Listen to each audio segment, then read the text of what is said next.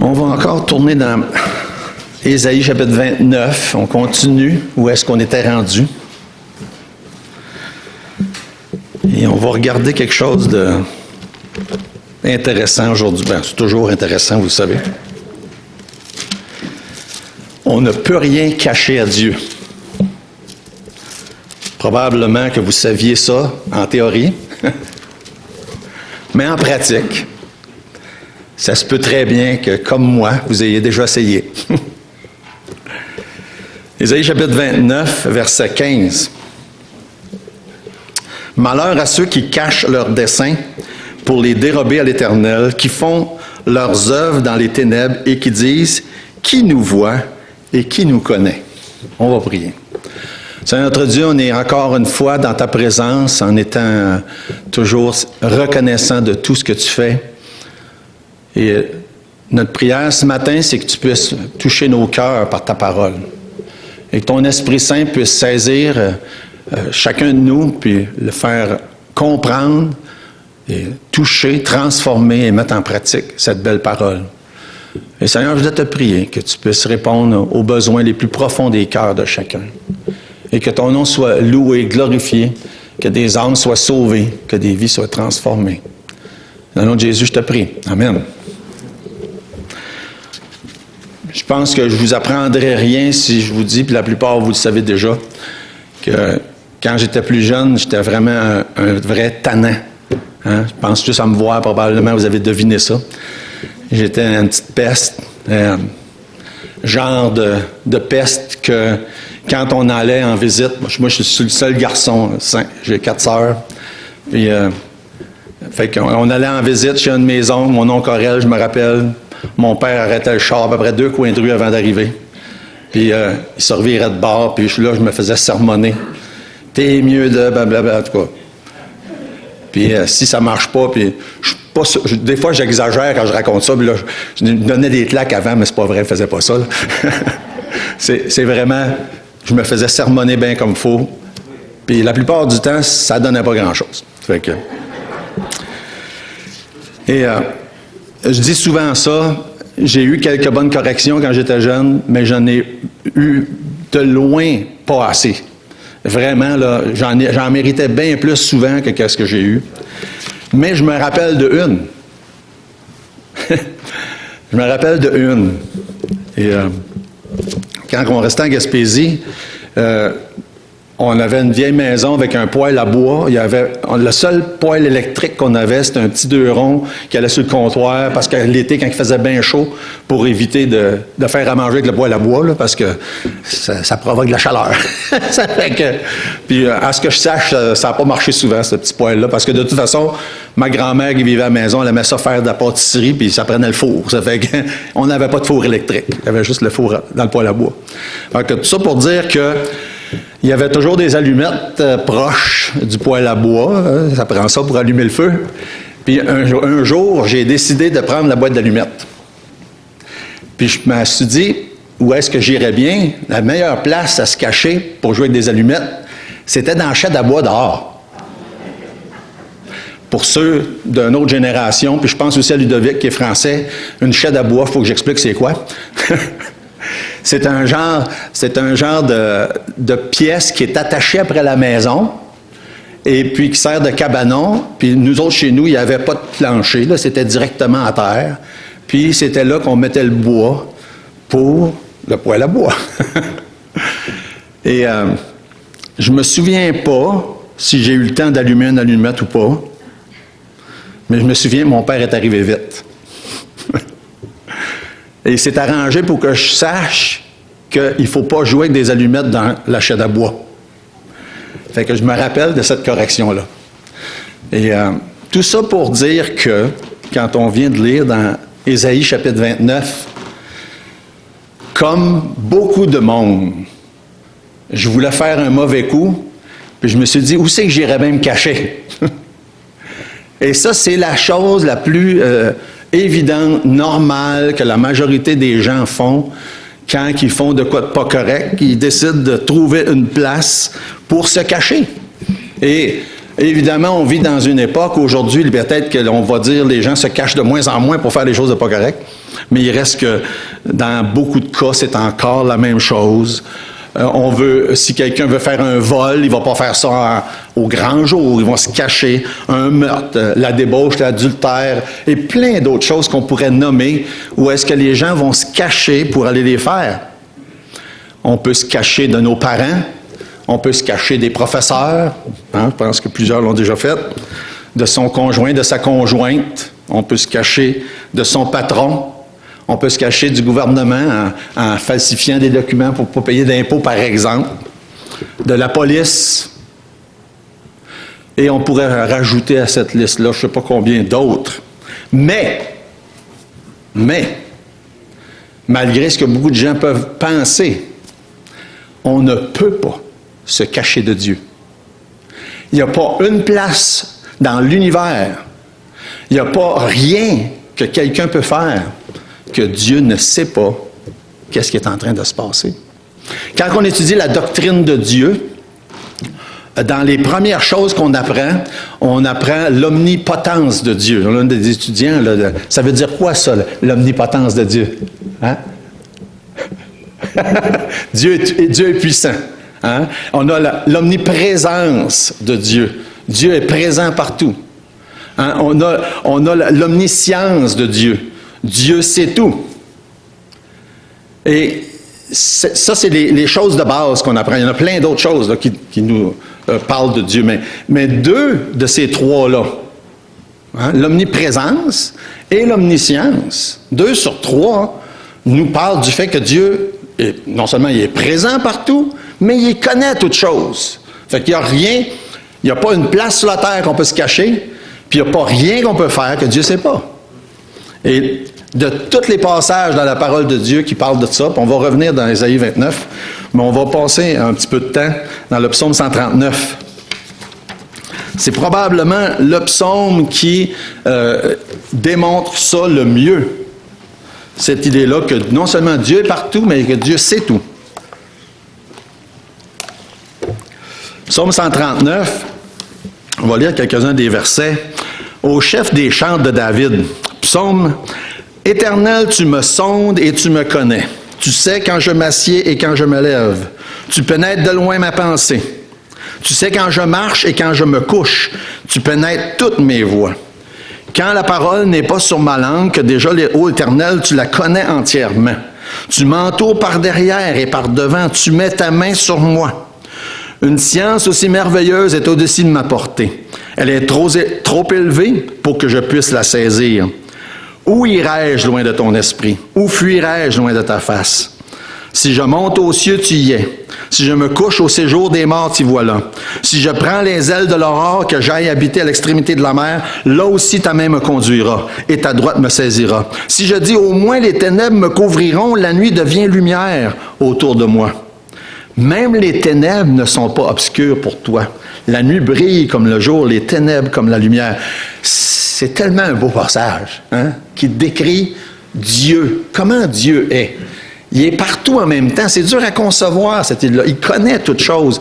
Il connaît toute la science, tout ce qui existe de technologie, mais il connaît aussi la plus profonde de chacune de nos pensées. Et ça, c'est aussi, quand on se met à penser à ça, ça fait peur. Hein? De l'idée de savoir que Dieu connaît chacune de mes pensées. Il connaît toutes choses, il voit toutes choses, partout en même temps. Si je vous demandais, c'était quoi un des premiers effets du péché quand le péché est entré dans le monde? Probablement qu'il y aurait des réponses diverses. Mais une chose est claire, dans Genèse, chapitre 3, une des premières réactions face au péché, c'est quoi? Se cacher de Dieu. Se cacher de Dieu. C'est quelque chose quand on pense à ça. Première réaction. Se cacher de Dieu. Puis ça n'a pas changé depuis. Hein? Ils pensaient peut-être, ils ont fait de quoi pas correct. Ils ont péché. On va se cacher de Dieu. Et ça continue encore. C'est la même chose. Les gens se cachent de Dieu pour faire des péchés, puis les gens se cachent de Dieu après d'avoir fait des péchés. C'est comme ça que c'est depuis que le monde existe. C'est souvent la première réaction. Et dans le contexte d'Ésaïe chapitre 29, on peut y retourner si vous n'y étiez plus, il est question de jugement, de tribulation, de malheur qui vont survenir sur Juda. Et à chaque fois qu'il y a un malheur qui est prononcé dans le chapitre 29, il y en a plusieurs, il est question de pourquoi est-ce que Dieu fait ça à son peuple. Et ça provoque toutes sortes de réactions. On en a vu déjà quelques-unes de ces réactions-là. Et une des choses qui est mentionnée, comme on l'a lu tout à l'heure dans Ésaïe 29, c'est à cause de ce faux raisonnement-là que des gens se faisaient à l'époque. L'idée, je peux faire ci, je peux faire ça, mais Dieu ne saura pas. Un faux raisonnement qui n'a pas d'allure, mais qu'on est amplement chacun capable de faire. Et ce faux raisonnement-là, l'idée qu'on peut faire quelque chose que Dieu ne sait pas, ça a un autre faux raisonnement qui va avec, c'est qu'on peut faire quelque chose puis qu'on n'aura pas de compte à rendre. Ça va ensemble. Dieu ne le sait pas, donc je n'aurai pas de compte à rendre. Puis évidemment, comme enfant, moi j'ai fait ça souvent, cette idée-là. Mes parents ne le savent pas, donc je n'aurai pas de compte à rendre. Mais excepté que mes parents n'ont pas l'omniscience de Dieu. Puis moi, en tant que parent, je l'ai subi de l'autre côté. Comme on dit, comment on dit ça, la pomme ne tombe pas très loin de l'arbre. Il faut faire attention, il y en a un de mes enfants qui est là. Mais c'était la même chose qui s'est répétée et répétée et répétée. Puis c'est la même chose partout. On pense que ceux en autorité ne savent pas, donc on n'aura pas de conséquences. C'est comme ça que le mal, que le crime, que le péché fait son œuvre partout, tout autour. Hébreux chapitre 4, verset 13, on va regarder ça. Nulle créature, Hébreux 4, 13, nulle créature n'est cachée devant lui, mais tout est nu et découvert aux yeux de celui à qui nous devons rendre compte. On voit les deux idées mises ensemble. Tout est à nu devant Dieu. Tout. Et ce qui amène justement le fait qu'on va devoir rendre des comptes. Nulle créature n'est cachée, nulle action ne peut être faite, tout est à nu, tout est découvert, et donc on va devoir rendre des comptes. Et quand on pense pouvoir se cacher de Dieu, ça amène toujours, et c'est pour ça qu'il y a tellement le péché fait tellement d'œuvres, de mauvaises œuvres partout dans le monde, c'est que beaucoup de gens pensent qu'ils n'auront pas de compte à rendre.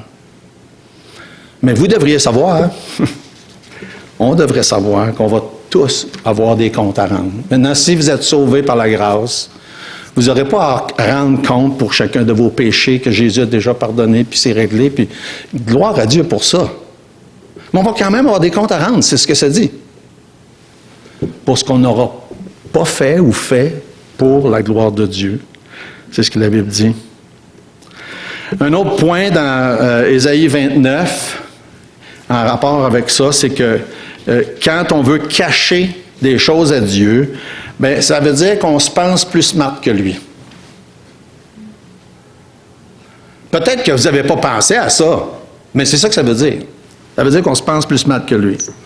Dans le verset 16, ça dit « Quelle perversité est la vôtre? Le potier doit-il être considéré comme de l'argile? Pour que l'ouvrage dise de l'ouvrier, il ne m'a point fait. Pour que le vase dise du potier, il n'a point d'intelligence. » Quand on pense qu'on peut cacher des choses à Dieu, ça veut dire qu'on se pense plus smart que lui. C'est ça que ça dit là. C'est un thème qui revient souvent dans la Bible, le potier puis l'argile. J'aime tellement ce thème-là, c'est intéressant. Dans le contexte, ça continue plusieurs choses là, dans Ésaïe 29, où est-ce qu'il est question, puis que Dieu, Ésaïe parle de la souveraineté de Dieu. Il parle du fait que Dieu a un plan, puis en parlant de le potier, puis l'argile, puis il y a plusieurs choses intéressantes. On ne va pas toutes les regarder, verset 19 jusqu'à 24. Dieu exécute parfaitement son plan, comme un potier qui prend une motte d'argile, puis qui la moule, là, puis la forme avec ses mains. Et malgré tout ce qui se passait à leur époque pour Juda, parce qu'oublions pas que c'est ça le contexte, Dieu dit, le potier est en charge, le potier a un plan, le potier va transformer, modeler l'argile à son goût, à sa manière, puis même si au moment où il parle, il va y avoir des jugements et des conséquences pour vos péchés, son plan parfait, ultime, le royaume, le Messie, le royaume de 1000 ans sur la terre, tout ça va s'accomplir. Maintenant, avant ça, il y a eu beaucoup de choses, comme on dit, il y a beaucoup d'eau qui a coulé sous le pont. Mais le plan de Dieu demeure parfait. Puis il est parfait aujourd'hui aussi. Puis ça, c'est un autre point, entre autres, justement, avec ce qu'on est en train de vivre, puis le confinement, puis reconfinement, puis déconfinement, puis tout le reste, le plan parfait de Dieu va s'accomplir. Et on n'a pas à s'en faire pour ça. Dieu s'est pas fait avoir là, par le coronavirus. Il est au contrôle. Ah, ben, il y a probablement beaucoup d'autres choses qui se fait, qui n'est pas selon la volonté de Dieu, mais Dieu, ultimement, est au contrôle. Son plan parfait va s'accomplir. Dans le chapitre 29, toujours, verset 17, ça dit « Encore un peu de temps. » Encore un peu de temps. Souvent, cette expression-là a rapport avec la fin des temps. Encore un peu de temps. Ça ne se fait pas encore. Dans le moment, ça ne va pas bien, mais un jour, Dieu va venir établir son plan et son royaume. Encore un peu de temps. Le Liban se changera en verger. Le verger sera considéré comme une forêt. En ce jour-là, les sourds entendront les paroles du livre. Délivrés de l'obscurité des ténèbres, les yeux des aveugles verront. Les malheureux se réjouiront de plus en plus en l'Éternel. Les pauvres feront du Saint d'Israël le sujet de leur allégresse. Les questions du royaume futur qui va venir. Encore un peu de temps. Évidemment, ça fait longtemps, ça là. Hein, ça fait environ 2600, 2700 ans. Encore un peu de temps. Combien de temps, je ne le sais pas. Hein, ça peut être très peu, comme ça peut encore être des années. On ne sait pas. Et un des reproches qui leur est fait à ce moment-là, c'est qu'ils se tournent vers des nations païennes pour les aider, au lieu de se tourner vers Dieu pour les aider. Et c'est souvent un reproche que Dieu devrait avoir à nous faire, à nous aussi. Hein, dans quoi est-ce qu'on s'appuie? Sur quoi est-ce qu'on s'appuie pour se sortir de notre pétrin? Sur quoi est-ce qu'on s'appuie aujourd'hui pour faire face à tout ce qu'on est en train de faire face? Encore la même réponse. Ça devrait être sur Dieu. Pourquoi est-ce que je m'appuie sur tellement d'autres choses? Hein? Pourquoi est-ce que j'ai besoin de faire confiance à ci, à ça, à ma sagesse, à mes planifications? Sur Dieu que je dois appuyer. Non, pas qu'on ne devrait pas planifier rien. Mais vous le savez aussi bien que moi. Hein? Il y a des choses qu'on a planifiées. Je suis en train de faire un cours de préparation de mariage avec un de mes neveux de l'Ontario. Puis, au moment où on se parle, s'ils devaient se marier cette semaine, il y aurait le droit de 5 personnes à leur mariage. Et ça fait 1 an qu'il planifie ça, là. Puis ça l'a fait, hein? ça a changé énormément pendant 1 an. Maintenant, peut-être qu'il se marie le 6 de juillet, c'est ça? 3. Il se marie le 3 de juillet. Peut-être que le rendu là, il va avoir 50, je ne sais pas. On peut bien faire tous les plans qu'on veut. Mais il y a tellement d'exemples ces jours-ci pour ça, hein? Nous, on aurait voulu que Jérémie et sa famille viennent à Noël chez nous, là, puis ça n'a pas marché à cause de tout ce qui se passe. Fait qu'on a beau faire tous les plans du monde, on sait, puis on doit savoir que c'est Dieu qui, ultimement, va accomplir son plan. Et c'est une folie de penser parce on se cache ou parce qu'on fait confiance en quoi que ce soit d'autre, qu'on est plus smart que celui qui dirige tout, puis qui a tout fait, puis qui est tout puissant, puis qui connaît toutes choses, puis qui est partout en même temps. C'est clairement pas le cas. J'aime beaucoup, beaucoup l'image du potier. On la retrouve dans plusieurs passages de la Bible.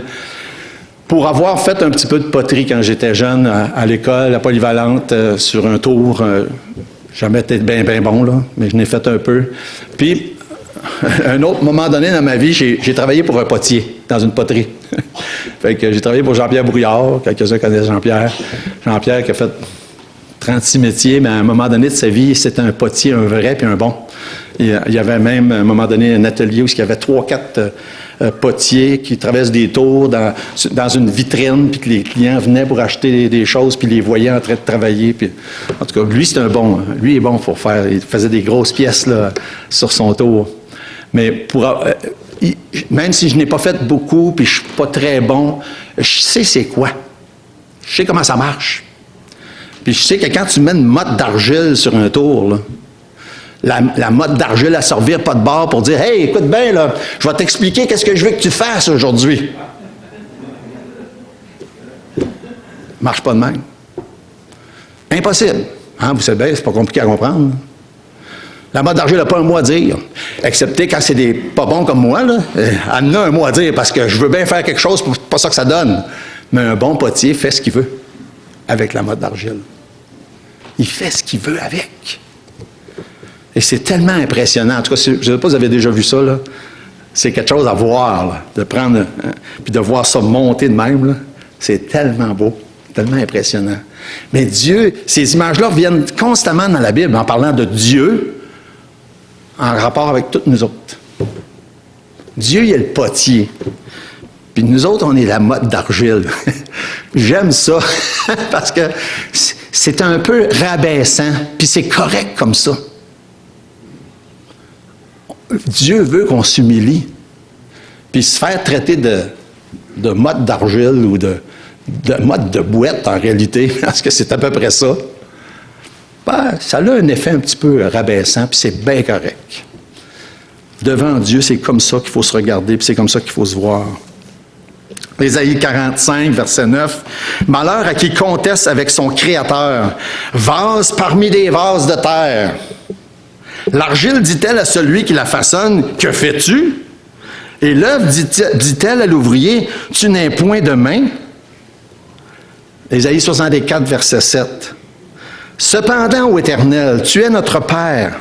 Nous sommes l'argile. C'est toi qui nous as formés. Nous sommes tous l'ouvrage de tes mains. » Jérémie chapitre 18, verset 1. La parole fut adressée à Jérémie de la part de l'Éternel en ces mots. « Lève-toi et descends dans la maison du potier. Là, je te ferai entendre mes paroles.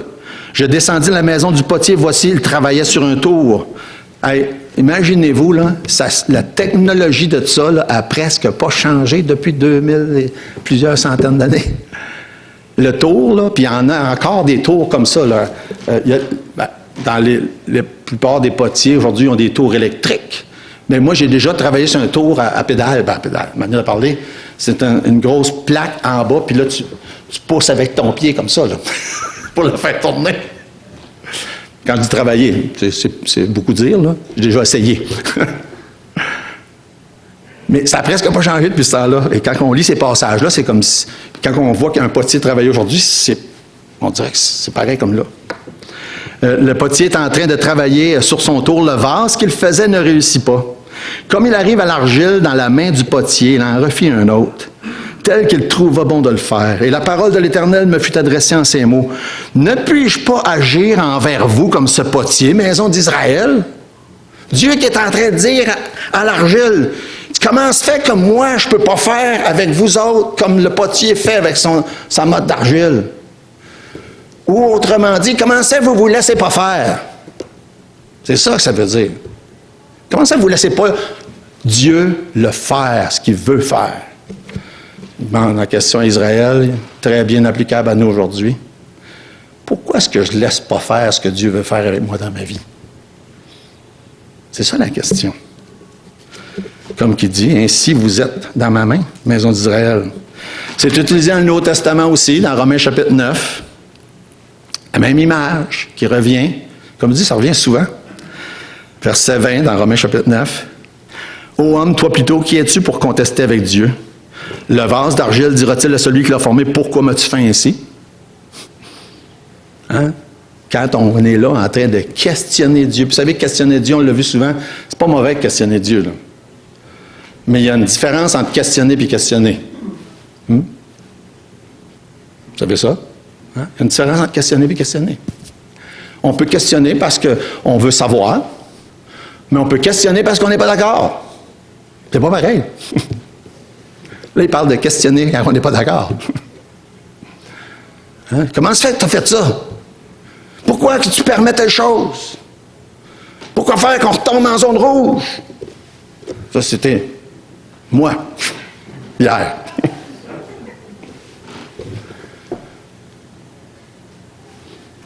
Dieu est au contrôle. Dieu est tout puissant. Peu importe qu'est-ce qui se passe, sa volonté va s'accomplir. Et on pourrait prendre tellement d'autres exemples. Que dire, verset 22? Verset 21. Le potier n'est-il pas maître de l'argile pour faire avec la même masse d'un vase d'honneur et d'un vase d'un usage vil? Là, c'est un des passages, le contexte parle de la souveraineté de Dieu, le plan de l'élection, tout ça. Et c'est vrai, c'est ça, principalement de quoi il est question, mais c'est un principe qui s'applique à tellement d'autres choses. Dieu est au contrôle, il peut faire ce qu'il veut. Il va faire ce qu'il veut avec moi si je le laisse faire ce qu'il veut avec moi. Il va faire ce qu'il veut avec toi si tu le laisses faire ce qu'il veut avec toi. C'est ça que ces nombreux passages-là nous rappellent. Pendant des centaines d'années, Dieu a tenté d'éveiller l'intelligence de son peuple pour qu'il retourne à Dieu, qu'il obéisse. Puis il dit, bien là, à cause de ça, parce que vous ne l'avez pas fait, il va y avoir ci, il va y avoir ça. Puis il y a eu des conséquences, puis il va en avoir encore des conséquences. Et au lieu de recevoir le message de Dieu, d'obéir à ce que Dieu disait, les dirigeants du peuple, année après année, dizaines d'années, centaines d'années ont passé, des prophètes sont venus un après l'autre, puis au lieu de les écouter, ils ont fait à leur propre tête, leur propre choix, leur propre volonté. Ils ont fait comme si la masse d'argile disait au potier, « Non, ça ne me tente pas de faire ce que tu veux faire avec moi. » Et ces mêmes exemples-là, ces mêmes exhortations pour nous aujourd'hui, nous servent d'avertissement. Est-ce qu'on va faire comme ça nous autres aussi, jour après jour? Non, ça ne me tente pas. Je ne veux pas devenir un pot de fleurs. Je ne veux pas devenir un pot de service. Hein? Puis, comme il est question dans la Bible, des fois, un pot d'un usage vil. Hein? On ne veut pas devenir telle ou telle chose que Dieu voudrait qu'on fasse. Non, je ne veux pas faire ci. Non, je ne veux pas faire ça. Mais qu'est-ce que Dieu veut? C'est lui le potier. C'est lui qui devrait décider. C'est son argile. C'est son tour. C'est son plan. Jésus était sur la terre, il a manifesté par des miracles, par toutes sortes de choses qui il était, puis qu'il était bien le Messie. L'envoyé, celui qui était là pour établir son royaume. Malgré tout ça, ils l'ont rejeté, ils n'en ont pas voulu. Quand c'était le temps des apôtres, c'était la même chose. Ça dit que leur message était accompagné de signes et de prodiges, mais les gens n'ont pas voulu, ils n'ont pas écouté. C'est encore comme ça aujourd'hui. Beaucoup de gens entendent, mais n'écoutent pas. Hein? Il y a une différence entre entendre et écouter. On sait, il y a une grande différence. Et beaucoup de gens pensent encore pouvoir se cacher de Dieu. Dieu est partout. Dites-moi, où est-ce que vous pouvez aller vous cacher de Dieu? Hein? À nulle part. Dieu est partout. Encore des gens pensent pouvoir échapper à la main contrôlante de Dieu, comme le potier. Encore des gens pensent être plus smart que le potier. Tout ça se passe encore aujourd'hui. Et dans son grand plan souverain, Dieu va accomplir sa volonté. Il va faire tout ce qu'il veut avec chacun d'entre nous qu'on va le laisser faire dans nos vies. Maintenant, si vous avez déjà mis votre confiance en Dieu pour être sauvé, vous avez probablement compris quelques-unes de ces choses-là déjà. que Dieu est tout-puissant, Dieu a un plan, Dieu est au contrôle, il a planifié de toute éternité un plan extraordinaire qui impliquait le fait que Jésus devait mourir en sacrifice pour nous donner accès par la foi à la vie éternelle pour pardon de nos péchés, qui est un plan que personne n'aurait pu imaginer à part de Dieu. Et on doit constamment, lorsqu'on a déjà placé sa foi en lui, se rappeler ce que beaucoup des prophètes nous rappellent, que Paul nous rappelle, que beaucoup d'autres passages. Je suis juste une motte de terre. Je suis juste une motte de terre. Ce qui va faire la différence dans ma vie, c'est qu'est-ce que le potier va faire avec. Qu'est-ce que je vais le laisser faire dans ma vie en tant que potier. C'est la seule chose. La seule différence est là. Qu'est-ce que je laisse le potier faire avec moi? Et surtout, pas imaginer que je suis plus smart que lui pour savoir, moi, que non, c'est pas ça que je veux, Seigneur. Non, écoute, c'est pas de même que tu devrais faire. Ou c'est pas ça que tu devrais faire. Ou c'est pas ça que tu devrais faire avec moi. Si souvent entendu, lorsqu'il était question de mission puis de missionnaires, que des gens entendaient un message puis étaient convaincus de devoir vouloir servir Dieu, puis des fois on entendait des phrases comme « Je suis prêt à aller n'importe où, Seigneur, sauf telle place. » Ouais, mais c'est pas de même que ça marche. N'importe où, ça veut dire n'importe où que Dieu veut. N'importe quoi, ça veut dire n'importe quoi que Dieu veut. Quand j'étais à l'école biblique, je faisais partie d'un groupe musical qu'on allait presque à toutes les fins de semaine dans d'autres églises. Le président de l'école, la plupart du temps, prêchait. Puis nous autres, on chantait, donnait des témoignages, etc.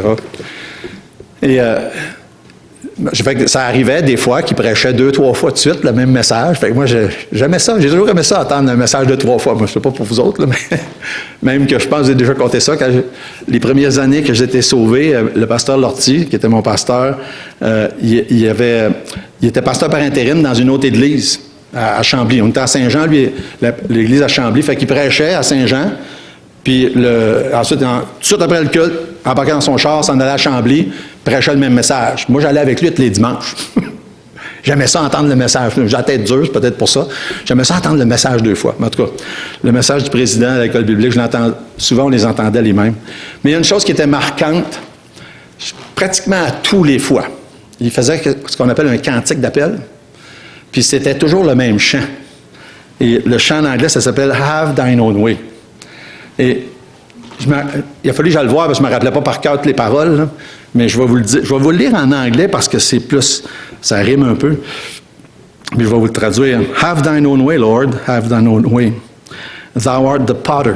Ça veut dire un potier. I am the clay, ça veut dire je suis l'argile. Mold me and make me after thy will while I am waiting, yielded and still. En français, ça veut dire que ta volonté se fasse, Seigneur, que ta volonté se fasse. Tu es le potier, je suis l'argile. Façonne-moi selon ta volonté, pendant que j'attends, soumis et tranquille. Et combien de fois j'ai entendu ce chant-là, je ne sais pas. C'est des dizaines et des dizaines de fois. Puis, c'est surtout le fait qu'il y a dans le chant même, cette phrase-là, c'est toi le potier, moi je suis l'argile. Seigneur, fais ce que tu veux avec moi. Fais ce que tu veux avec moi. Semaine après semaine, c'était impressionnant. Vous savez, on n'a pas ici l'habitude de faire ça, un appel, chanter, les gens s'avancent en avant. Mais dans la culture anglophone, c'est beaucoup plus commun. Et puis, semaine après semaine, on voit des gens s'avancer en avant, donner leur vie au Seigneur, se consacrer à Dieu. Des fois, c'était des gens pour être sauvés, d'autres, c'était des gens déjà sauvés qui faisaient une prise de conscience sur le fait qu'ils avaient agi avec Dieu comme une motte de terre qui dit au potier, « Non, non, non, je veux pas que tu fasses ci, puis je veux pas que tu fasses ça, je veux faire ça que moi je veux. » Puis là, il arrivait à la prise de conscience, je devais laisser le potier faire ce qu'il veut avec moi dans ma vie. Et je suppose qu'il y a peut-être des gens qui entendent ce matin, qui n'ont jamais, pour la première fois de leur vie, dit, « Seigneur, je mets ma vie entre tes mains, Je crois que Jésus est mort pour mes péchés et je te donne ma vie, Seigneur. Je veux être sauvé. Puis si vous n'avez pas déjà fait, je vous encourage fortement à le faire. C'est la seule manière. Réalisez que Dieu, comme le potier, c'est le maître absolu tout-puissant. C'est lui qui est au contrôle de toutes choses. Et la plus belle chose que vous pouvez faire, c'est de vous remettre votre vie entre ses mains. Mais c'est possible que vous aviez déjà fait ça, puis je prends pour acquis que la plupart, c'est déjà fait. Mais que vous avez fait comme beaucoup de gens font, comme moi j'ai souvent fait. Dis, Seigneur, fais ce que tu veux à part telle ou telle chose dans ma vie. Toi, t'es le potier, ben moi, en tant que mode de terre, là, j'ai mon mot à dire. Mais c'est pas vrai. On n'a pas de mot à dire. La seule chose qu'on a à dire, c'est fais ce que tu veux. Prends ma vie. Fais ce que tu veux avec. Et je vous encourage, si vous n'avez jamais fait ça, à le faire. On va prier. Notre Dieu, merci. Merci pour ta parole. Merci pour tes bienfaits et ta grâce merveilleuse.